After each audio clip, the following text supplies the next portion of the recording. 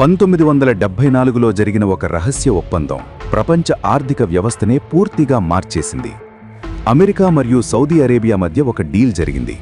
ఆ డీల్ ఏమిటంటే, ప్రపంచంలో ఎక్కడ చమురు అమ్మినా కొన్నా తప్పనిసరిగా అమెరికన్ డాలర్లలోనే వ్యాపారం జరగాలి. దానికి బదులుగా అమెరికా సౌదీ అరేబియాకు సైనిక రక్షణ ఇస్తుంది. ఈ ఒక్క నిర్ణయం వల్లే అమెరికన్ డాలర్ ప్రపంచంలో నెంబర్ 1 కరెన్సీగా మారింది. కానీ 52 సంవత్సరాల తర్వాత ఈ వ్యవస్థ కూలిపోతోందా? చైనా, ఇరాన్, రష్యా డాలర్ను ఉపయోగించడం లేదా? డీ-డాలరైజేషన్ ట్రెండ్ ఏమిటి? మరి మన ఇండియా ఈ మార్పులో ఎక్కడ నిలుస్తుంది? ఇండియన్ రూపాయి పాత్ర ఏమిటి? ఈ వీడియోలో అన్నింటినీ సింపుల్గా, క్లియర్గా తెలుసుకుందాం. పెట్రో డాలర్ అంటే ఏమిటి? పెట్రో డాలర్ అంటే చమురు అమ్మకం ద్వారా వచ్చే డాలర్లు. 1970ల ప్రారంభంలో బ్రెటన్ వుడ్స్ వ్యవస్థ కూలిపోయింది. అప్పట్లో డాలర్కు బంగారం మద్దతుండేది, అది పోయింది. దాంతో డాలర్ విలువ పడిపోవడం మొదలైంది. ప్రపంచ దేశాలు డాలర్ మీద నమ్మకం కోల్పోతున్నాయి.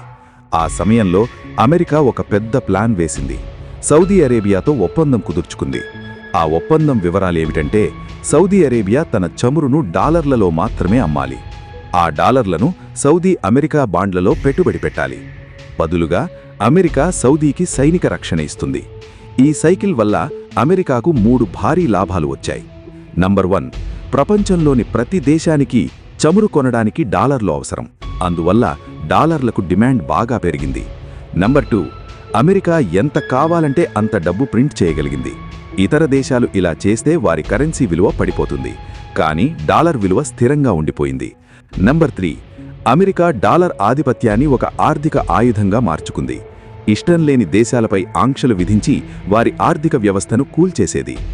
ఇప్పుడు పెట్రోడాలర్ వ్యవస్థకు 4 వైపుల నుంచి తీవ్రమైన సవాళ్లు వస్తున్నాయి. Number 1, China yuan. చైనా తన కరెన్సీ అయిన యువాన్ను అంతర్జాతీయం చేయడానికి ప్రయత్నాలు చేస్తోంది. చమురు కొనుగోళ్లను యువాన్లో చేస్తే డాలర్ అవసరం లేదు. ఇది డాలర్ ఆధిపత్యానికి ప్రత్యక్ష సవాల్. నంబర్ 2, ఇరాన్ యుద్ధం. ఇరాన్ మీద యుద్ధం ప్రారంభించిన తర్వాత హర్మూజ్ జలసంధి దాదాపు మూసుకుపోయింది. ఈ మార్గం ద్వారా ప్రపంచ చమురులో 20% రవాణా అవుతుంది.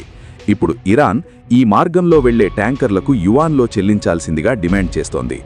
డాలర్ను వాడకపోతేనే ప్రయాణానికి అనుమతిస్తుంది. ఇది నేరుగా డాలర్ మీద దాడి. నెంబర్ 3, రష్యా, వెనిజువేలా, క్యూబా వంటి దేశాలు డాలర్ను వాడకుండా తమ స్థానిక కరెన్సీల్లో లేదా యువాన్లో వ్యాపారం చేస్తున్నాయి.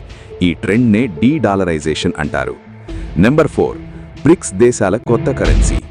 బ్రెజిల్, రష్యా, ఇండియా, చైనా, దక్షిణాఫ్రికా దేశాలు కలిసి తమ సొంత కరెన్సీని తీసుకురావడానికి ప్రయత్నాలు చేస్తున్నాయి. అది వస్తే డాలర్ ప్రాముఖ్యత మరింత తగ్గిపోతుంది. హర్మూజ్ జలసంధి ఒక గేమ్ చేంజర్గా ఉంది. హర్మూజ్ జలసంధి ప్రపంచంలోనే అత్యంత కీలకమైన సముద్ర మార్గం. ఇది ఇరాన్ మరియు ఒమన్ మధ్య ఉంటుంది. ఈ మార్గం మూసుకుపోతే ప్రపంచంలోని ప్రతి దేశంలో చమురు ధరలు భారీగా పెరుగుతాయి. ఇప్పటికే ఆయిల్ ధరలు $70 నుంచి $120 దాటాయి. గల్ఫ్ దేశాల రిఫైనరీలు దెబ్బతిన్నాయి, సరఫరా తగ్గింది. చమురు కొనాలంటే యువాన్ లేదా స్థానిక కరెన్సీలు వాడాల్సి వస్తుంది. ఇదంతా కలిపి డాలర్ విలువను మరింత దెబ్బతీస్తుంది. డాలర్ పడిపోతే ఏమవుతుంది? డాలర్ వెంటనే పూర్తిగా కూలిపోదు, కానీ నెమ్మదిగా దాని ఆధిపత్యం తగ్గే అవకాశం ఉంది. దీనివల్ల జరిగే ప్రధాన మార్పులు: అమెరికా శక్తి తగ్గుతుంది, డబ్బు ప్రింట్ చేసే సామర్థ్యం తగ్గుతుంది, ద్రవ్యోల్బణం పెరిగే అవకాశం ఉంది, శాంక్షన్స్ ప్రభావం తగ్గుతుంది. ఇతర దేశాలు డాలర్ మీద ఆధారపడకపోతే అమెరికా విధించే ఆంక్షలు పనిచేయవు.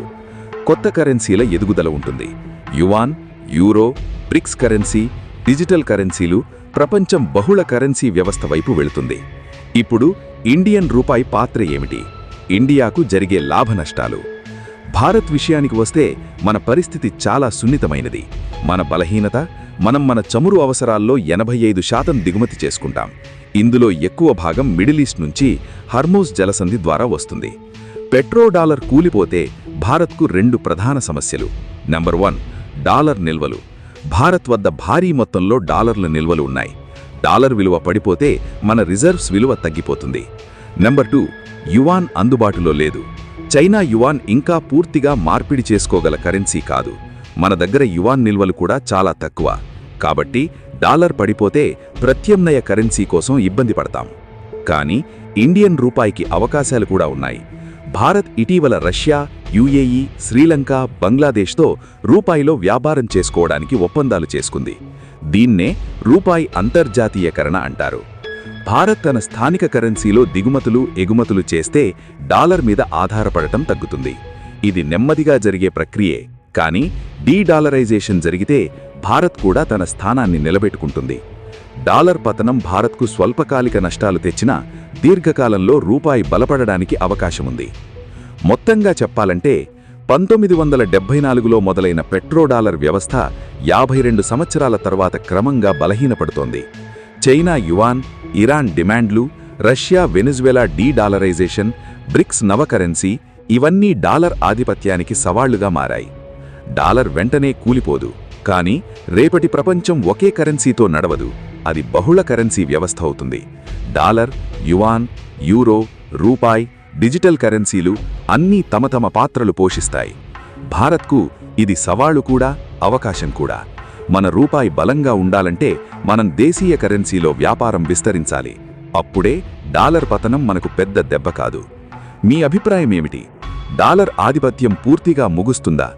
రూపాయి ఎప్పటికైనా అంతర్జాతీయ కరెన్సీ అవుతుందా? మీ సందేహాలు, సలహాలు కామెంట్స్లో తెలియచేయండి. ఈ వీడియో మీకు నచ్చితే లైక్ చేయండి, మీ ఫ్రెండ్స్తో షేర్ చేయండి. ఇలాంటి వీడియోలు మిస్ కాకుండా ఉండాలంటే సబ్స్క్రైబ్ చేయండి. జై హింద్.